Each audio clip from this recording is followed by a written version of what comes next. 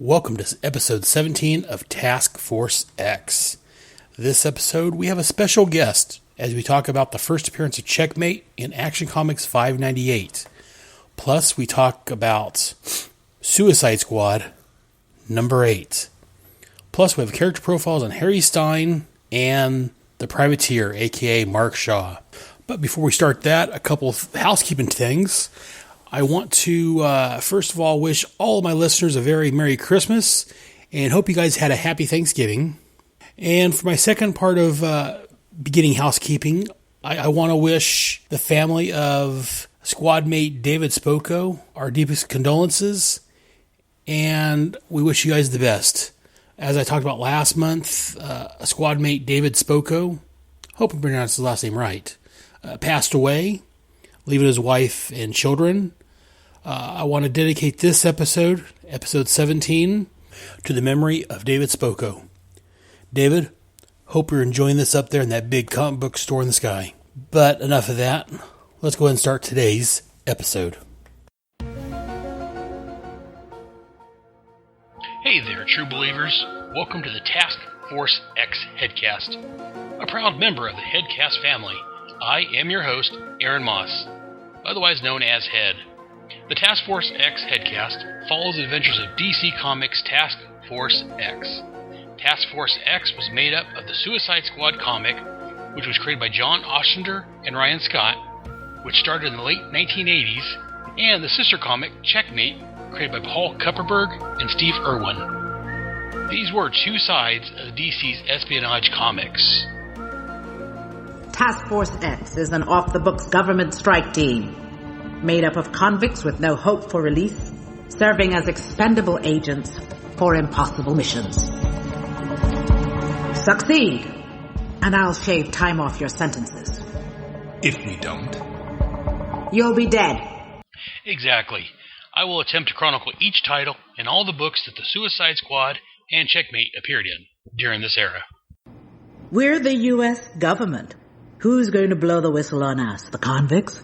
Who'd believe them? You? You're going to start a blog and expose us? Well, yeah, Amanda. A blog and a headcast.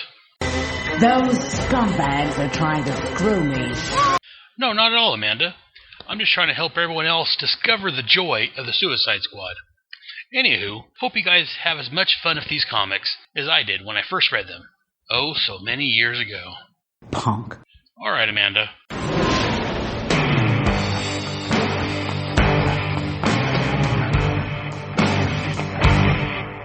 bang.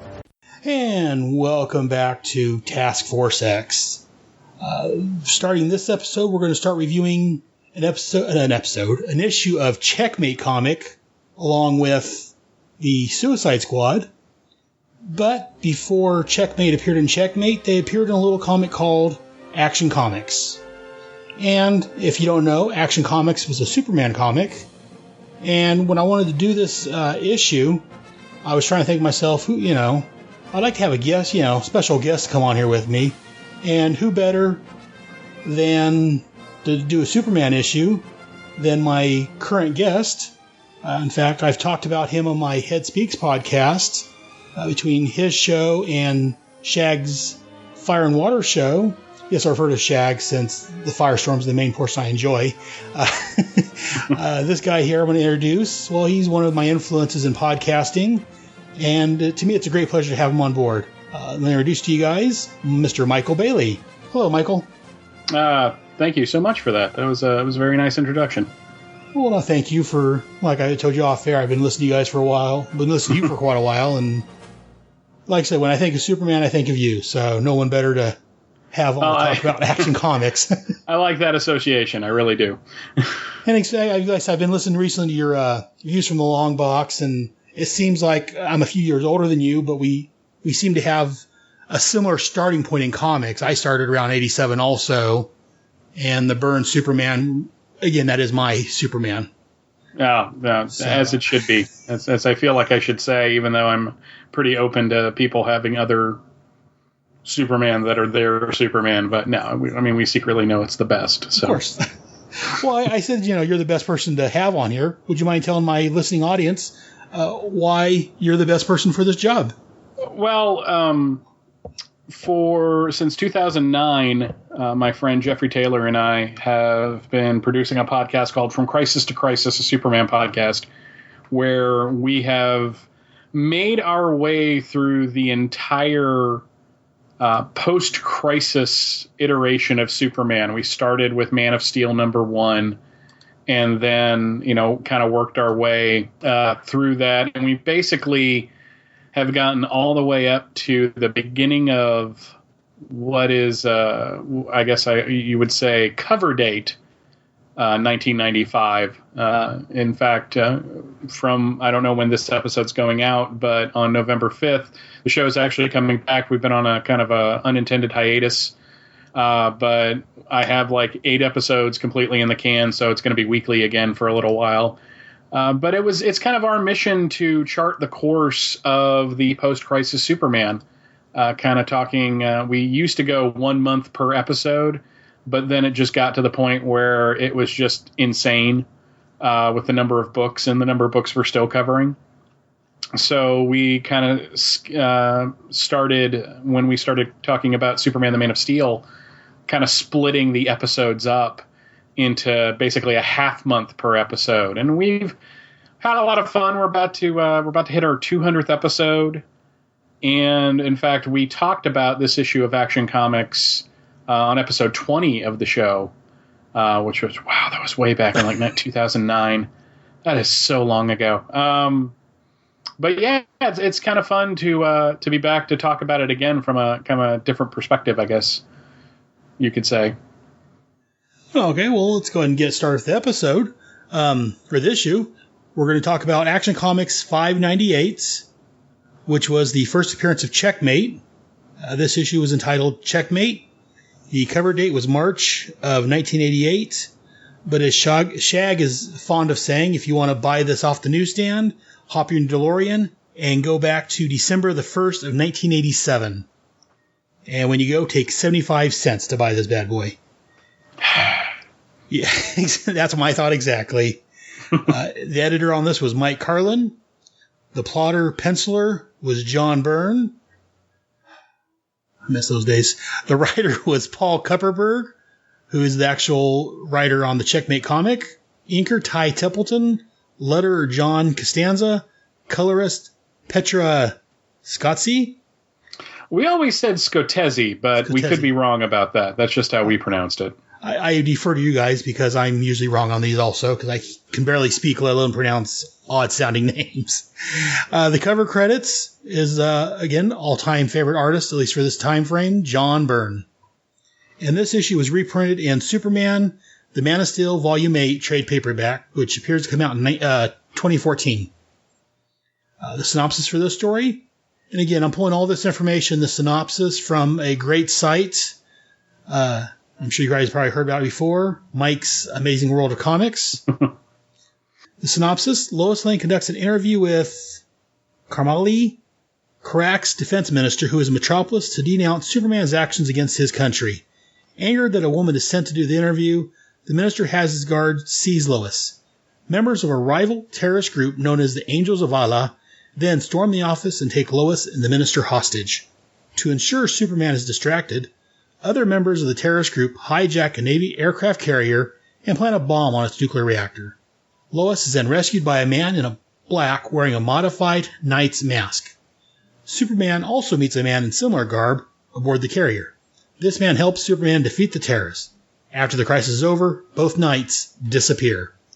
Lois then returns to the Daily Planet to write up her story. Clark writes up the story about the carrier. Elsewhere, Harry Stein and Harvey Bullock hold a meeting. Their secret government organization, known as Checkmate, employed the two knights. Harry receives a report that the defense minister has left American airspace. He then detonates an explosive on Kamala's plane, destroying it. To be continued in Checkmate #1. And that's this issue.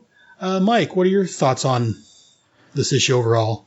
This was a really weird book. I remember buying it. I bought it off the rack. I can even tell you where.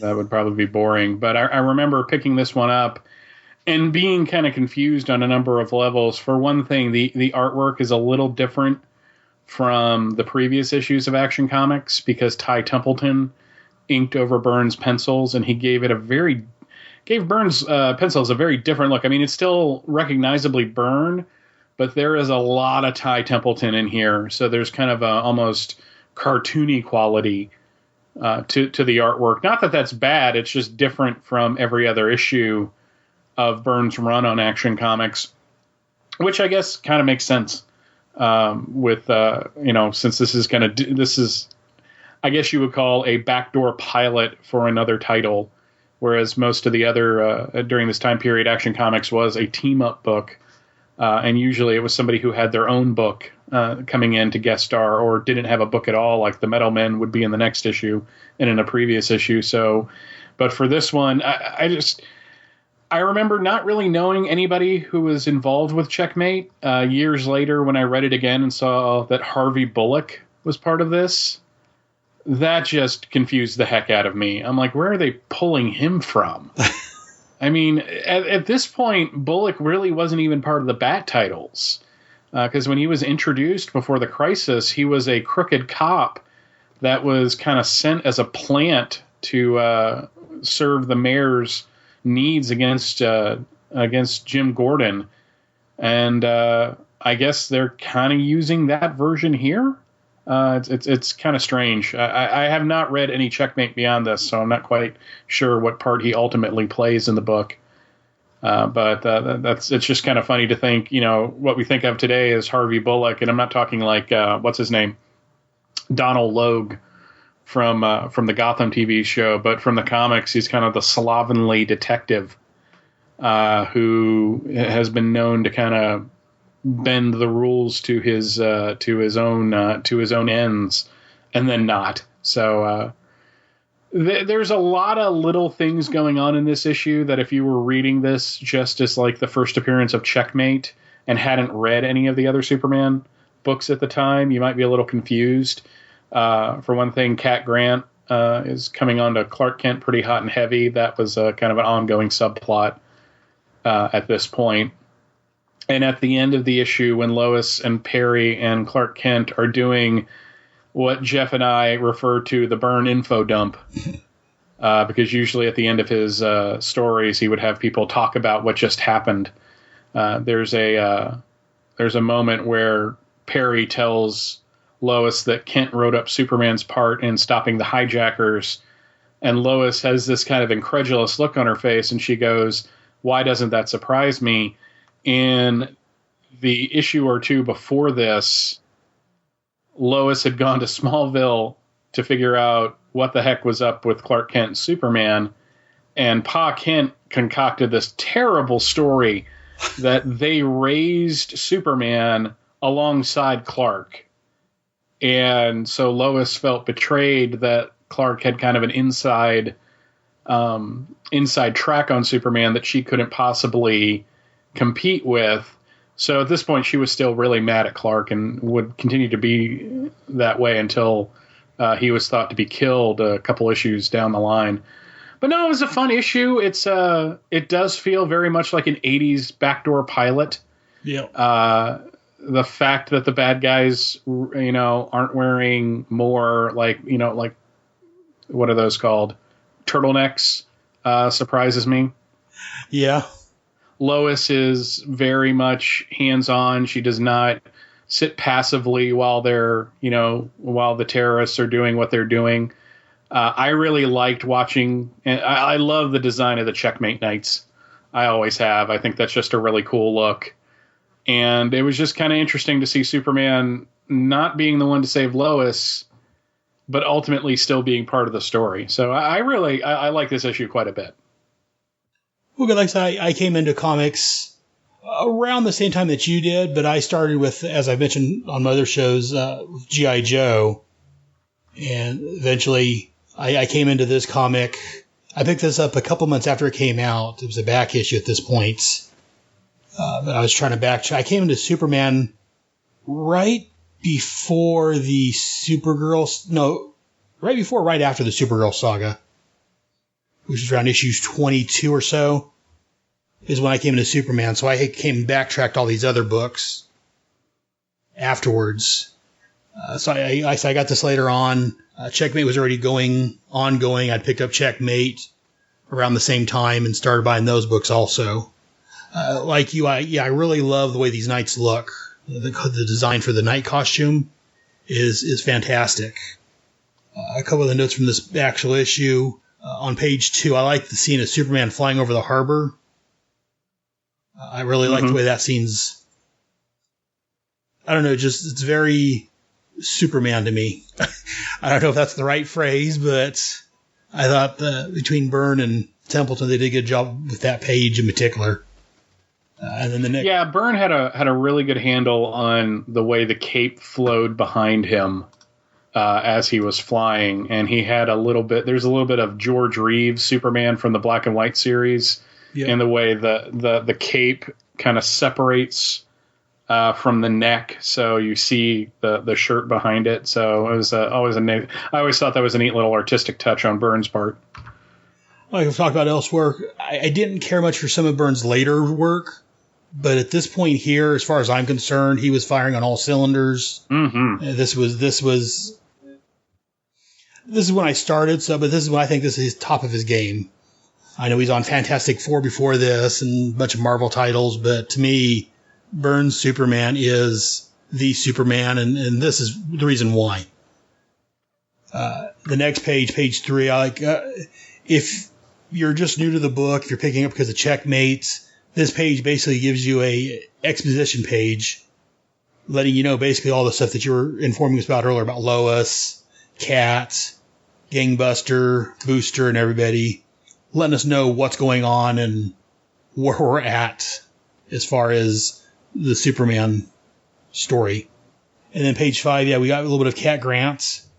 I'm not sure if you've talked about this on your other shows. I'm sure you have, the new Supergirl show.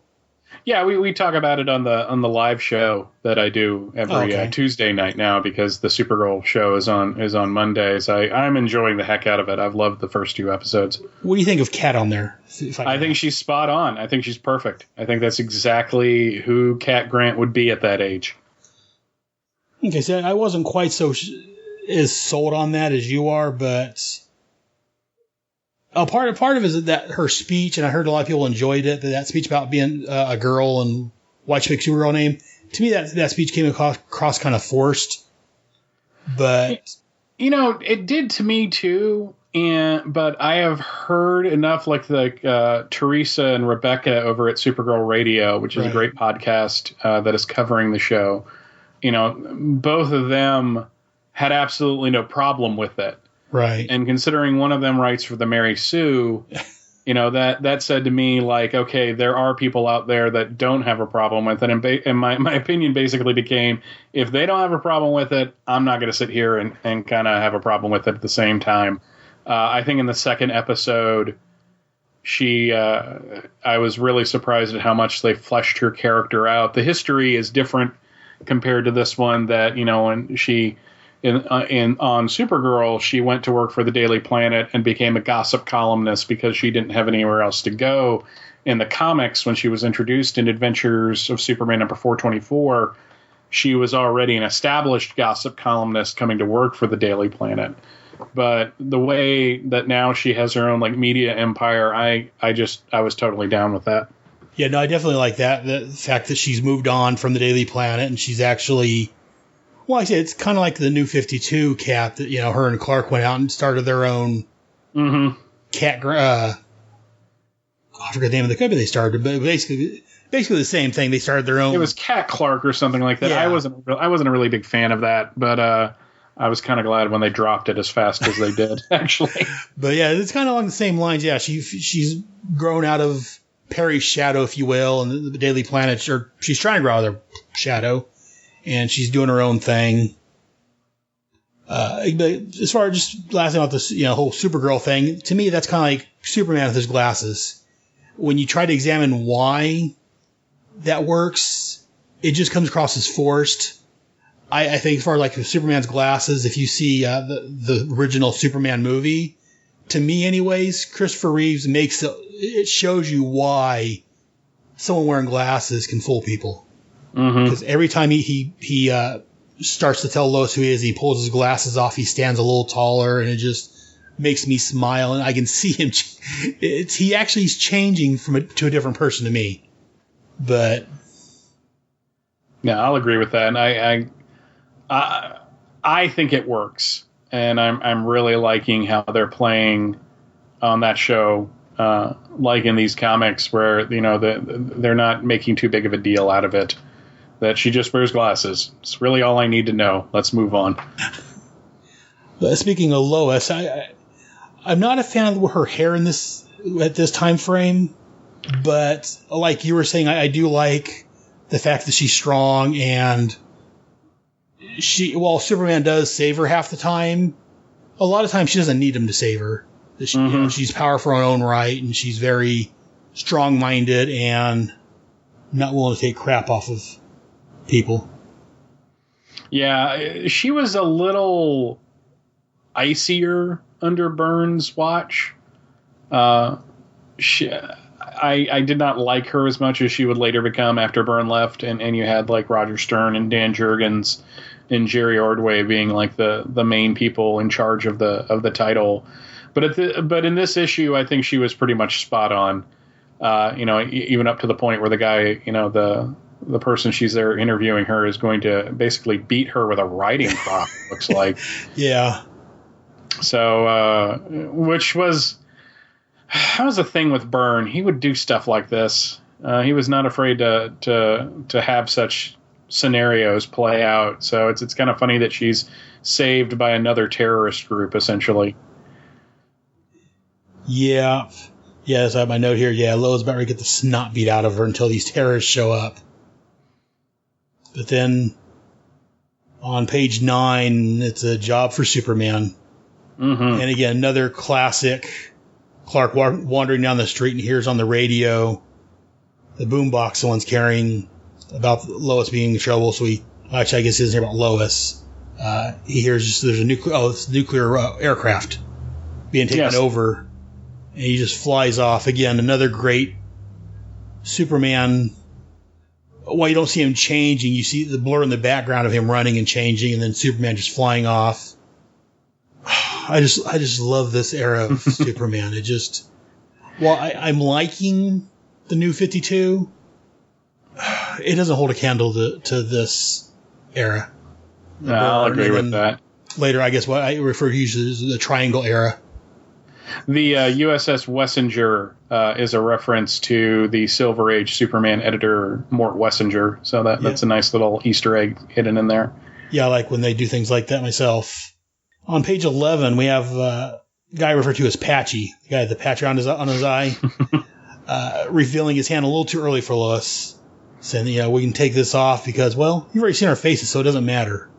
Yeah. Basically, it's saying, once we're done, you're dead. Which gives Lois all the reason to say, you know what? The heck with you then. And then when the Knight first showed up on page 12, we just see the Billy Club, or whatever it is, fly over and hit the guy's arm. Every time I see that, it makes me smile, because I remember reading this when I first saw it, and again, the next page shows the Knight kind of like a backward side angle, but I just love the way these Checkmate Knights look. Yeah, it's an awesome design. I definitely agree with that. That's a really good costume. And then, again, just the next couple pages, just the fight scene between the Knights and these terrorists. He just basically kicks their butts. I really like the way that played out. And then, on page 19, the Minister threatening Lois after all said and done. He's threatening Lois Lane. Apparently he doesn't know who she is too well.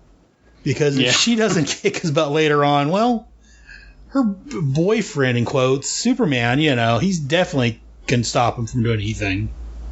But then, when she's talking to the Knight, he kind of pulls a Batman and disappears on her. I really like that. Because I think this was the same era that Batman was doing that to Gordon. Gordon would be talking, turn around, and Batman would be gone. Yeah, I always kind of liked that type of thing. I also like it that they would later kind of play off of that and basically have it that Gordon was just tired of it. Yeah. And it would become kind of an ongoing joke at that point. Yeah. And then my real final note on this is the last issue here where Harry Stein, who we find out later is in charge of Checkmate, he takes out the minister. So I guess Lois doesn't have to worry about anything after all.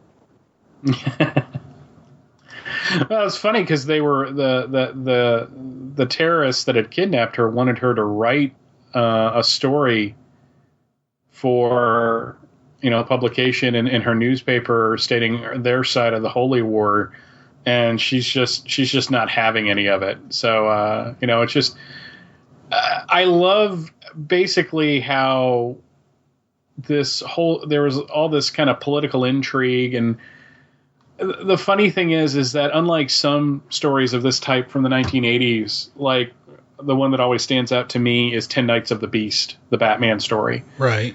Which does not work in any other era but the one it was published in, because it has Mikhail Gorbachev, Reagan's part of it. Russia is part of the USSR. It's not Russia.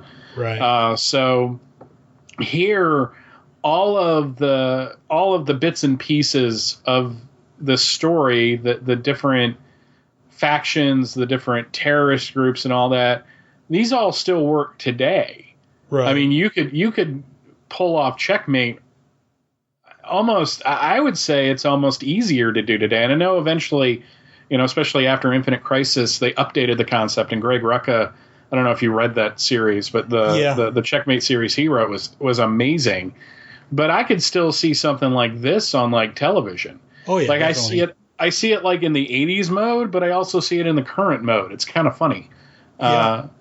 I like Rucka's series, but not as much as like this original run of Checkmate.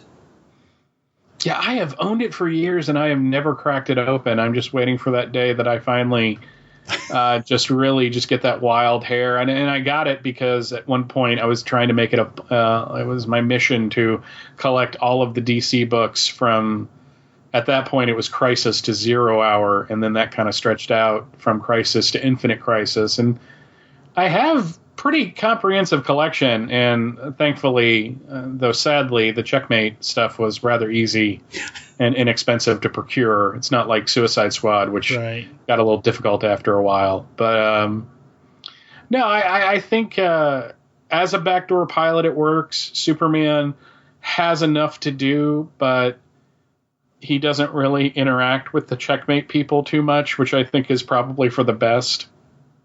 Because it's always kind of weird for him to do stuff like that. Well, I think Checkmate works, personally, it works best without the superhero. It's not a hard word, Aaron. Without the superhero element in there as much. I like it more as, like I say, originally, it's from what it was conceived, the Task or Suicide Squad handles the metahuman angle, and Checkmate handles the regular espionage. Mm-hmm. And I think that works out best. That's one reason I think I didn't care for Rucka quite as much as this, because it kind of combined one superhero with or one metahuman with a regular agent, and it just kind of combined it. So to me, it works best this way. But again, not to say Rucka's wasn't a bad run. Well, actually, I take that back. I did read at least one issue of Checkmate. I read the Invasion crossover issue. Oh, okay. Which I really enjoyed. And again, it was like one of those things like, wow, I really got to make time for this. And then for whatever reason, I just don't. Probably all the podcasting and stuff that I do. But, it's really cool that there's a show like this out there that is covering this stuff, because, it wasn't a bad series. And for lasting 33 issues, I know that doesn't seem like a lot, but I guess today, compared to today, how today's books get canceled like after 5, yeah, it's probably not. It's almost a success story at this point. Well, I've listened to you guys on the talk about Superman, and Shaq talk about Firestorm, and I've talked about on my Head Speaks podcast that Kevin Smith's the one that got me to actually do a podcast, because I went to his groovy cartoon movie showing that in San Francisco, and they had a Q&A, and recorded the podcast, Jay and Silent Bob Get Old. And at the end of it, he's like, you've got 1 year, your homework is to go out and do a podcast. So I went home and I decided to do the Head Speaks, which is talk about comics in general, things that annoy me, just whatever I want to talk about. And then I'm like, oh, I want to do something about comics. And again, my first thought was Firestorm, because him and the Atom are my favorite characters. But again, I found Shag's Fire and Water podcast, and Shag's doing a fantastic job covering Firestorm over there. And the Atom, I love the power of the Atom. Haven't read much of his older stuff, his regular series back in the 60s, I believe it was. But I'm like, hey, that's a limited run. I don't know. I got to think, you know what? I really love Suicide Squad when John Ostrander was doing it. That was a great run. It ties into Checkmate. That was another great book. You know what? I think I'll combine those two and do a podcast covering, something that at the time, a lot of people didn't really hear about. Now, everyone knows about Suicide Squad because of the upcoming movie. Well, you're in the best position then, because you're already established. You're not starting up because of the movie. So way to be ahead of the curve there, sir. Congratulations. About 15 episodes in, 16. This is going to be episode 17 more than it's supposed to be 16, but my episode 16 is going to be a special for Murphy Anderson. Anyways, I think we're going off track a little bit here, but I think that about covers it for this issue. Do you have any other comments or concerns or anything about this issue, Mike? No, just a lot of fun. It kind of stands out in this Action Comics run because it's one of the few that had a character that they were using this to launch the property with. But I'm really glad that it got reprinted in that Man of Steel trade. I'm kind of hoping that they continue with that line and at least finish out the Byrne run, because they're only like two. I broke it down on my blog, Fortress of Baileytude, years ago, actually right around the time Man of Steel was coming out. I kind of broke down how they could do the rest of it in like two more trades. But no, it's kind of funny that this was an era where Superman is used to launch something, whereas today it would be Batman. They'd be using Batman to launch the this type of organization or whatever. So gone are the halcyon days of our youth. Well, if that's it, then I want to thank you for coming on and joining me for this episode. Again, as I've said previously, I've enjoyed your shows. I've listened to you for quite a while now, so it's a pleasure for me to actually finally get to talk to you face to face, as it were. Well, I appreciate you having me on. This was fun. I'd love to have you on some other time, one of my shows. So, but before you go, would you like to tell people where they can find you at? Absolutely. The two easiest places to find me are fortressofbaileytude.com, which is my Superman blog. And there you can find the entire back catalog of From Crisis to Crisis, a Superman podcast, which I mentioned at the top that I do with my friend Jeffrey Taylor. The new episodes of that show usually drop on Thursday, but I most of the time I have something kind of fun, whether it's like looking at a trade or a scan of a house ad or a Who's Who entry related to Superman. Also, Views from the Longbox, which can be found at viewsfromthelongbox.com. There's there's like 230 some episodes of that show to kind of comb through, which apparently Mr. Head has done. Which I'm kind of baffled by. That doesn't have a regular release schedule, though in December it will, because I'm stockpiling and doing a bunch of Star Wars stuff that month, which is going to be a lot of fun. Also, if you're interested in a live show on Tuesdays at 10:30 Eastern Standard Time, which would be 7:30 Pacific Time, over at the Superman homepage, where I am a staff writer, Steve Eunice, who runs the Superman homepage, and I get together once a week and talk about what's going on in the world of Superman, which is a lot of Supergirl recently. And you can actually call in and talk to us live if you want to. So, and I do other things, Bailey's Batman podcast, and I'm on a couple shows that haven't happened in a while over at twotruefreaks.com, Tales of the JSA, and Comics Monthly Monday. I definitely recommend people check out your shows. I didn't want to listen to your Views from the Longbox because I have enough podcasts to listen to, but I think Shag had mentioned something about it one episode, so let me check out Shag's on there, and oh god, another great episode. So let me check out a couple of his back episodes. I think I listened to the G.I. Joe episode you did with George. Yes, and I'm like, yes. Oh my God, this is great. Oh, darn. Decided to go through and download most of your back catalog, and I've been weeding it in through my new episodes that come out of other shows. But I'm slowly trying to get caught up on yours. So, like I said, I'm about 28 episodes from being caught up. So hopefully in the next month or so, I'll be able to finish those off. Well, I do appreciate that, sir. Anyways, we'll go ahead and Mike's going to take off because, again, he's got a million other podcasts he's working on. So he's going to leave us. Let's go ahead and do the first character profile we're going to do. This episode, our first profile is going to be on Harry Stein. You may be familiar with him from the episode that me and Mike just talked about. Harry Stein is a fictional police officer and a secret agent featured in DC Comics. Stein first appeared in the first Vigilante series, issue number 23, November of 1985, and was created by the great Paul Kupperberg and Todd Smith. Team affiliations for Harry was Checkmate, the Agency, the NYPD. Notable aliases is King, and his abilities is an experienced police officer and espionage agent. Now a little background on Mr. Stein. Lieutenant Harry Stein was an 18-year veteran of the NYPD. His first DCU appearance was in Vigilante 23. Real quick, I talked about the first issue of Vigilante and Vigilante's first appearance over in Head Speaks several months ago. Look it up for more information on Vigilante. But anyways, so Vigilante 23, where he is introduced as the head of a police task force operating out of Midtown South. The task force sole job is the apprehension of the Vigilante, a.k.a. Adrian Chase, whom they believed was a cop killer. Gary Washington, the very first Checkmate Knight, was also introduced during Harry Stein's run in Vigilante number 24 as Stein's partner.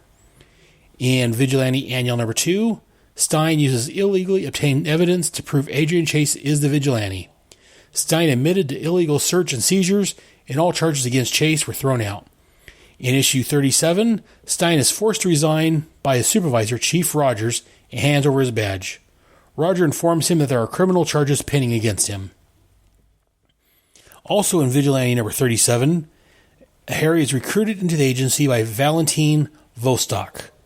His first mission is to help a mentally imbalanced vigilante take down a ship full of Middle Eastern terrorists. During the mission, Vostok, Stein, and Chase come to conflict with an equally deranged peacemaker, a man that Adrian Chase had sworn to kill. Ironically, Adrian Chase would become a cop killer, but by the end of the series, he ends up committing suicide out of regret. Next time we see old Harry is when he shows up in Doom Patrol, the second series, issue number 2, heading for a meeting with his boss, Valentina Vostok. Harry later makes it inside Callie's complex, who's the father of Celsius, the leader of this new Doom Patrol, and shuts down the electrical plant long enough for the Doom Patrol to free himself from Kalki's trap. Harry promises to leave any mention of Joshua Clay's double identity as Dr. Jonathan Carmichael Alves reports. Harry later informs the Doom Patrol that the agency needed them to rescue an American superhero who had been taken hostage in San Salvador. If I'm not mistaken, this series of the Doom Patrol was again written by Mr. Paul Kupperberg. A great writer. Anyways, moving on, Harry Stein is then appointed Valentina Vostok's replacement in the agency's command position by Amanda Waller. Stein later sought out the most stable personnel available from the American and international intelligence and law enforcement communities to form Checkmate. His agency would field only the best trained and well-equipped agents working under the strictest rules of secrecy. For the organizational structure of the reorganized agency, Stein chose the game of chess as his working model. Stein brought in Gary Washington, Night 1, and Blackthorne as operatives, both of whom were his friends and both of whom were introduced during his run on Vigilante.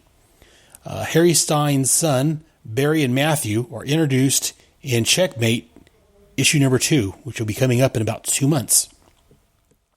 And further notes, when first introduced in Vigilante 23 and throughout the run in that series, Harry was normally drawn as a slovenly and unshaven, very much in the mold of Harvey Bullock.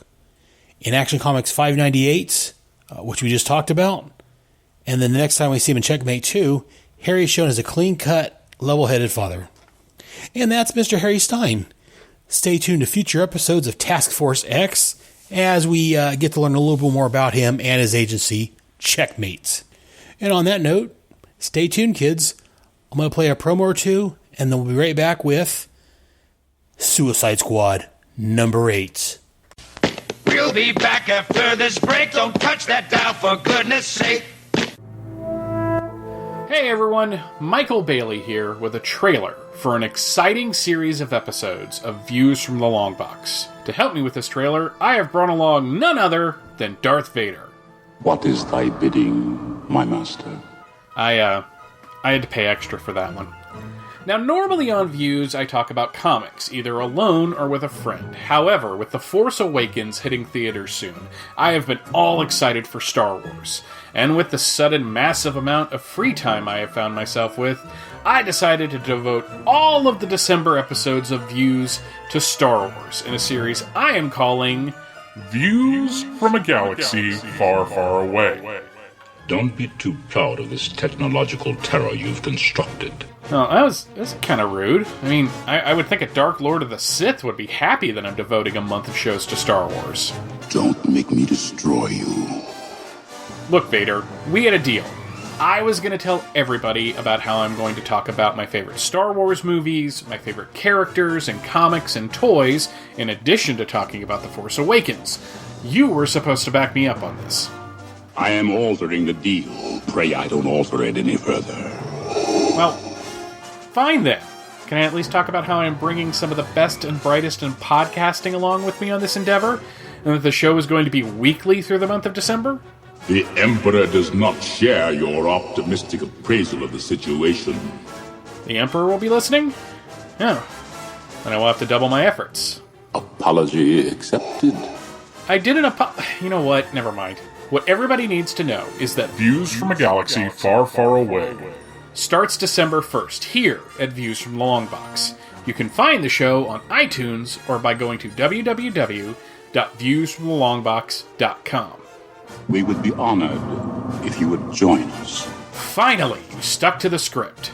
I find your lack of faith disturbing. Views from a Galaxy Far, Far Away. Starting December 1st. Only at Views from the Longbox.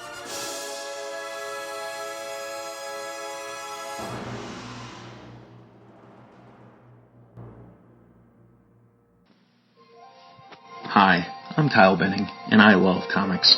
In fact, I love them so much that I ramble on about them on a number of podcasts, all on one feed, found under the King Size Comics Giant Size Fun banner.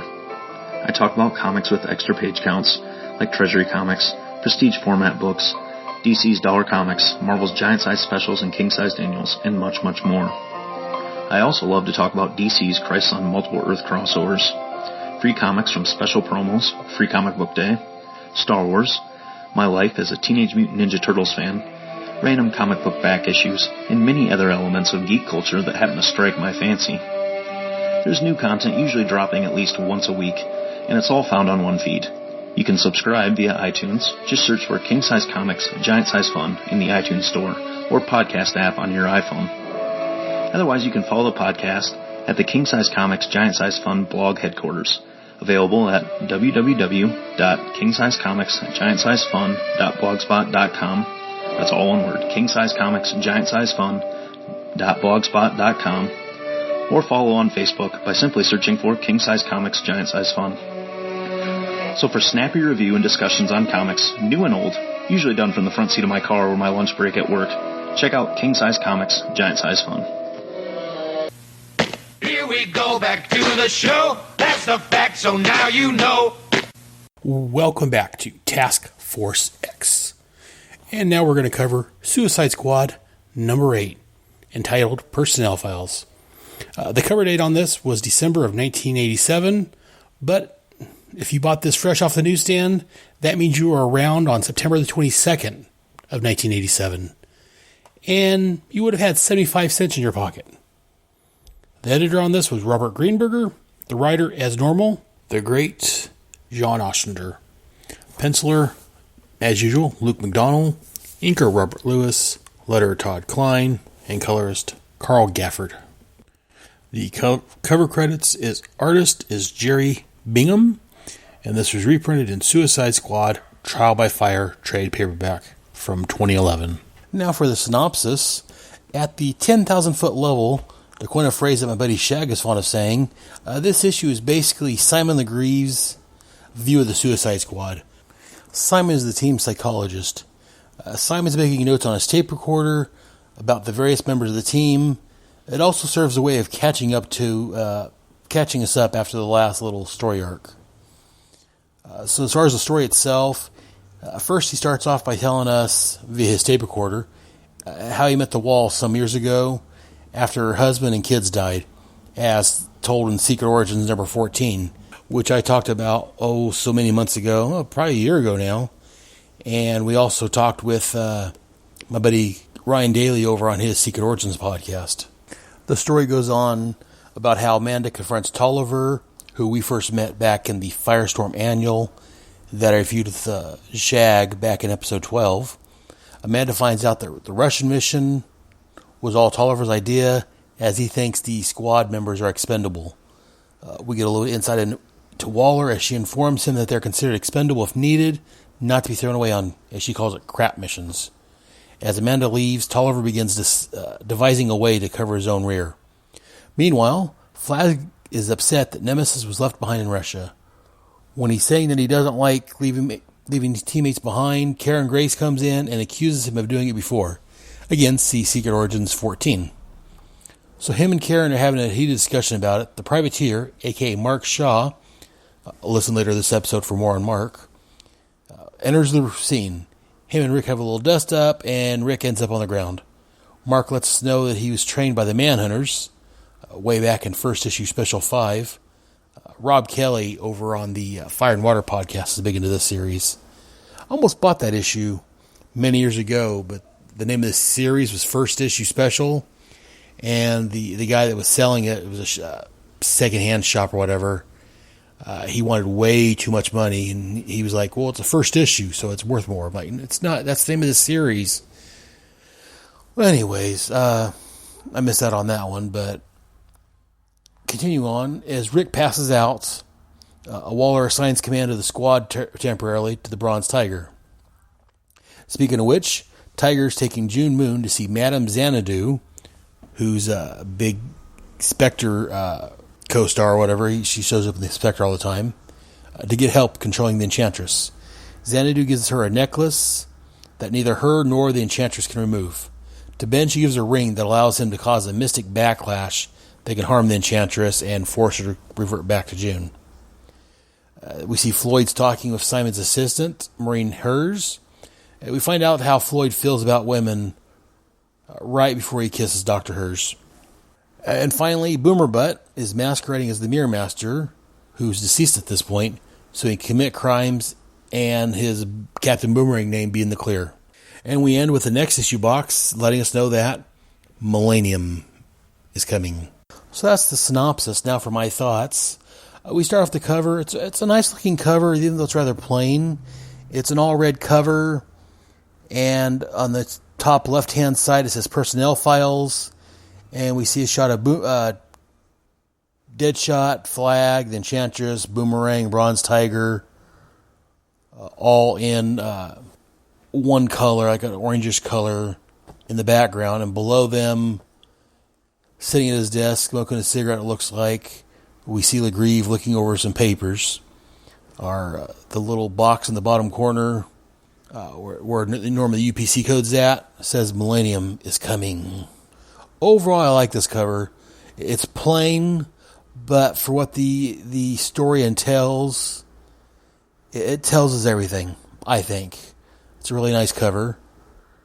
So again, we open up with Simon Legreeve sitting on the edge of his desk. He's got a little Walkman-type recorder in his hand, a little handheld mic, where he's recording his personal thoughts. And again, I've been saying all along, I really enjoy Luke McDonald's artwork in this book. It continues on. It's a great drawings. Great drawings?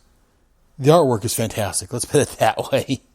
Again, the next page, we get a little flashback of Waller from Secret Origins 14, or Legreeve is thinking that, We see her one son being stabbed, her daughter being grabbed by the Candyman, and then, I think, what was his name, Joe, shooting Candyman, killing him. Again, I really like the artwork in here, and Ostricher's writing, as usual, is top-notch. There's one panel I really like. It's the page 2, the very bottom. The second, there's one long panel on the left-hand side, and next to that on the bottom, there's 2 more panels. The one in the middle bottom is just an extreme close-up of a profile of Amanda's face. And basically she's talking about how after her husband and kids were killed, that there's a lot of pain and anger. And she says, I need that anger, or the damn project's going to swallow up what little I have left of my family. And just the determination that Luke McDonald draws on her face is just fantastic. Again, as I said, some of his regular 4-color superhero stuff, as you call it, from what I've seen, it's not that great. But for the Suicide Squad, he's a fantastic artist. You can just tell the determination in Amanda's face. And as Amanda leaves, Simon's telling her that she needs to take that anger and use it for something useful, so it's not holding her back.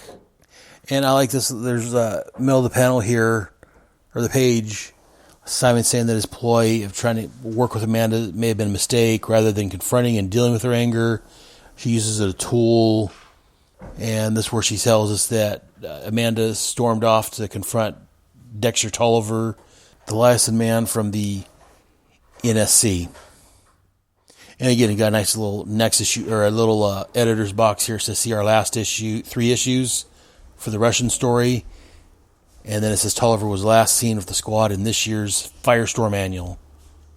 So if I'm not mistaken, this is really Tolliver's first real major appearance in here, when Waller kicks in. Again, another fantastic art page by McDonald.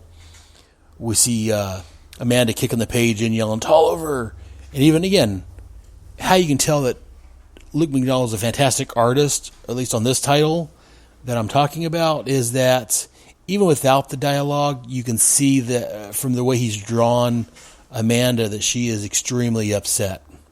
But again, as I talked about in the synopsis, Amanda's confronting him, trying to find out, who okayed the mission to Russia, and we finds out that it was Tolliver. And again, another fantastic scene here at the bottom of page 4. Well, I'm only on page 4, and there's so many fantastic pages already.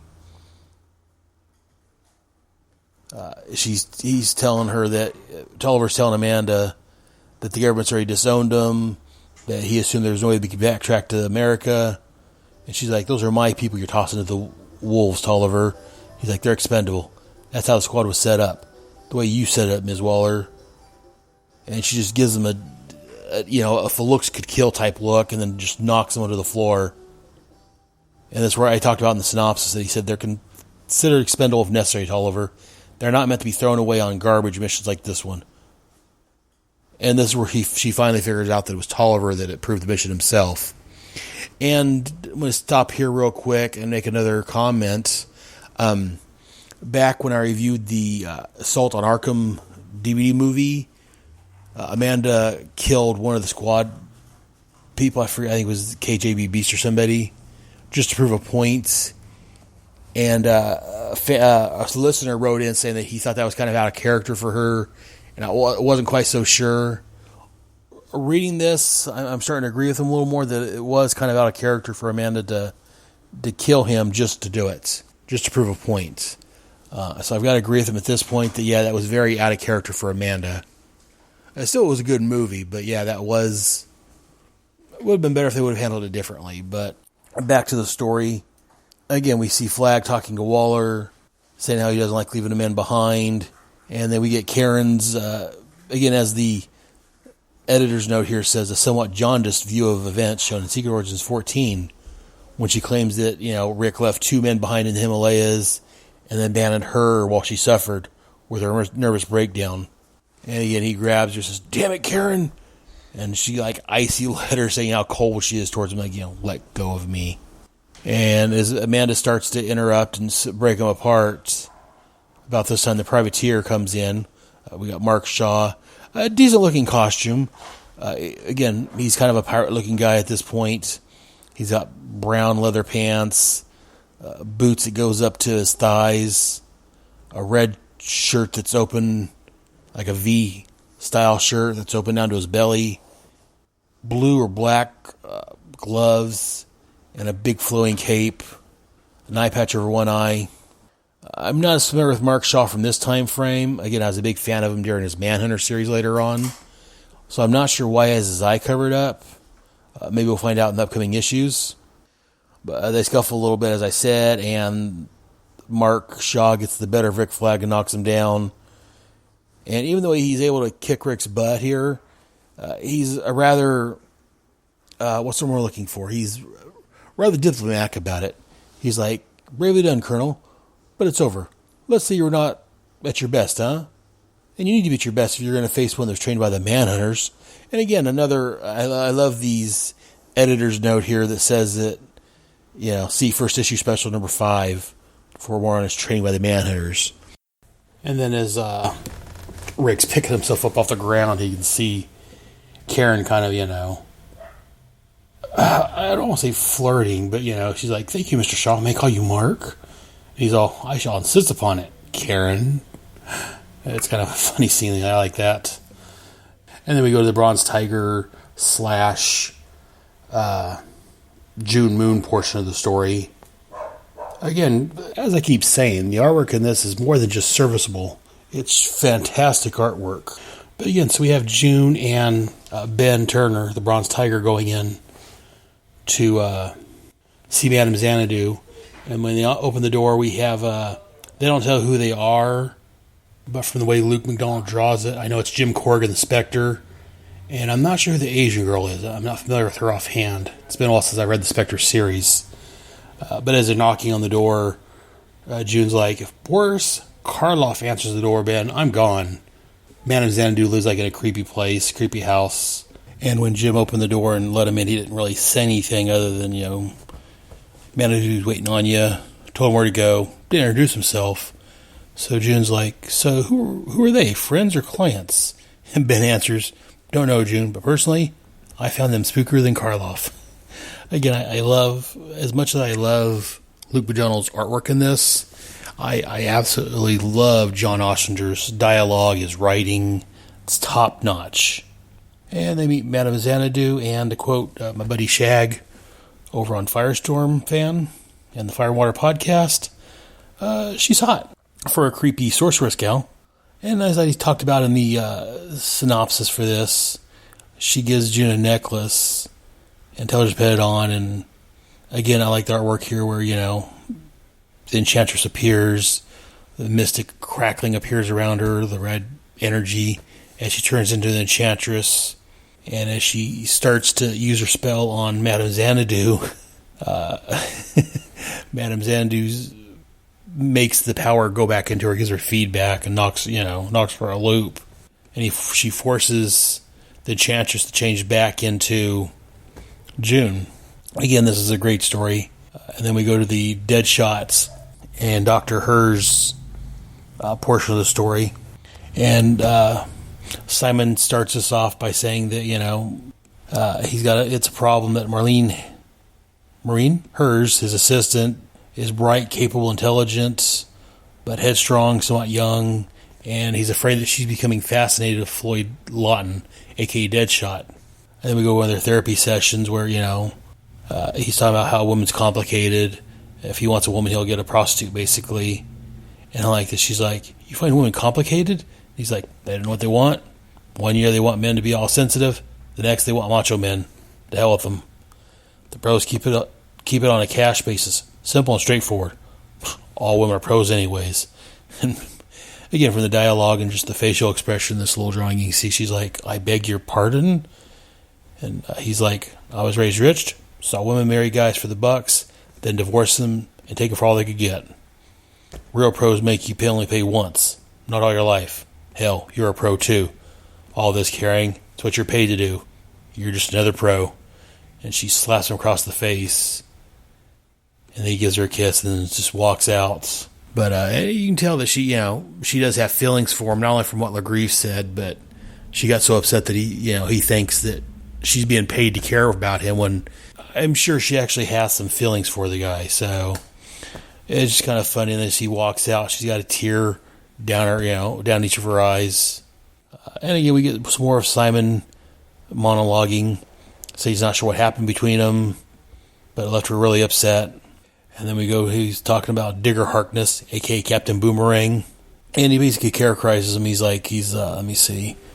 He goes, the problem is he's an unprincipled sociopath with little or no moral sense of right and wrong.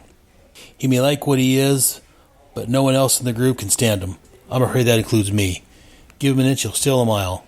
I keep finding new depths of his character that he sinks to.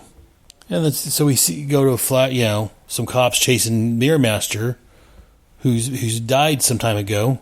I think he died during the crisis, if I'm not mistaken. And they're chasing down Mirror Master. He uses his powers and gets away from him. And he's on top of a building.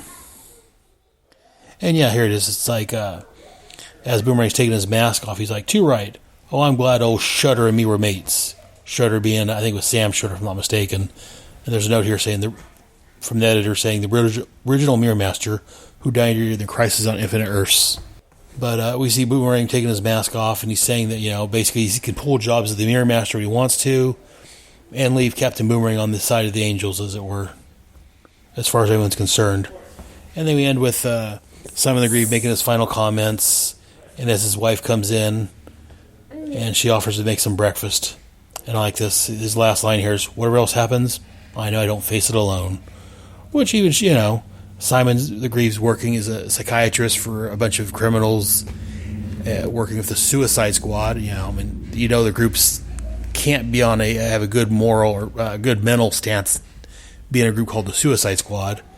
But he's got his wife, and if you've got a family, if you've got a wife, and I know this from my own personal experience, you've got a wife to help you out, you can fend almost anything. So a good wife's a good thing to have. But enough about that. And then we end, and then it says next, Millennium, which will be next month. But again, overall, a great issue. I enjoyed the writing in it, as always. The dialogue that I mentioned several times was great. I enjoyed Luke McDonald's artwork in this book. It was very good. And then just a little note here, the coming attractions in the letters page. It says, as you can tell from the comments and ads here, Millennium is sure to be talked about comic of the fall. And according to this, looks like the story for the Suicide Squad is going to be involved in goes through Spectre, Detective Comics, and Captain Atom. But go ahead and check back with me next month to see how I'm going to handle Millennium. I don't know yet. We'll figure it out. But that's it for this story. Now we move on to the next character profile. This character profile, we're going to talk about Manhunter, the Privateer, a.k.a. Mark Shaw, who we first met today. His first appearance was in first issue special number 5, and he was created by Jack Kirby. Mark Shaw was a public defender, unhappy about how easily criminals manipulated the system and got off without punishment. Mark's Uncle Desmond introduced him to an ancient sect of crime fighters called the Manhunters. Sean contacted the Grandmaster, the sect's leader, through a magical lion medallion. Shortly, he assumed the Manhunter name and costume from a previous Manhunter. The Manhunter sect was composed of androids created billions of years before by the Guardians of Oa to police the galaxy. For a millennium, they served the Guardians well. The Manhunters become obsessed with the act of hunting criminals. Their code, no man escapes the Manhunter, became more important to them than seeing justice done. Eventually, the androids rebelled against the Guardians, but were swiftly defeated by their creators. Those who survived went into hiding. The latter-day Manhunters attempted to disgrace the Guardians with Mark Shaw at their side. They were opposed by the JLA, especially by League member Green Lantern. Shaw realized that he had been duped by the Manhunters and turned on them, killing the Grandmaster, who was revealed to be a robot. Mark Shaw quickly returned as a new hero called the Privateer, but it was soon revealed that he was also working as a villain called the Czar in League of the Key. The Red Tornado discovered the deception, and Shaw went to prison. While in the midst of serving his sentence, Shaw was offered the chance to accompany the Suicide Squad on a mission as the Privateer, which I think we saw today. In other media, David Cubbett portrayed Mark Shaw in Arrow in the third season episode Corto Maltese. There he was just a liaison Argus agent to Corto Maltese, who'd gone off the grid and is unreachable. Also, according to Wikipedia, he will eventually be known as Manhunter later on the show. And that's our character profile for today. Finally, over in Suicide Notes, we have a few Facebook comments and likes, and what have you over on Facebook. We have Facebook likes from Tim Wallace, Gene Hendricks, M. Anthony Gerardo, and Gabriel Lill. And that's it. There's no emails. No one emailed us this time. So I guess that'll do it for this episode. Again, if you want to hear your comments read on the show, send us an email. You can email us at taskforcex@headspeaks.com. Again, as usual, check out our site, taskforcex.headspeaks.com. We're on Facebook and Google Plus under Task Force X. Go and take a look for us. But I guess I'll do it for this time. We'll see you next month when we talk about Checkmate number 1 and Suicide Squad number 9. And we'll probably briefly discuss Millennium. But we'll see what I decide to do about that next month. Until then, squad mates, dismissed.